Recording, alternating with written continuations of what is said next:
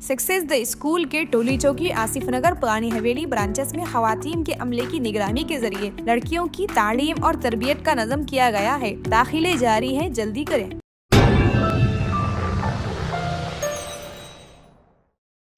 उत्तर प्रदेश के मुजफ्फरनगर में चौंका देने वाला वाक़या सामने आया, जहां मुबैना तौर पर 6 अफराद ने एक मुस्लिम लड़की और हिंदू लड़के पर हमला कर दिया।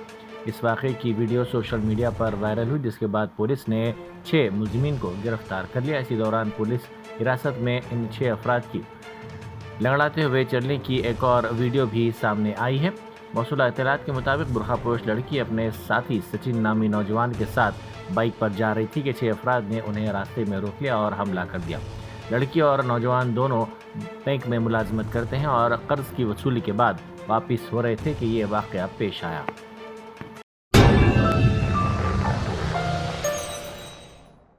Success the school, where excellence meets opportunity and every child shines. Log on to our website www.successinstitutions.com.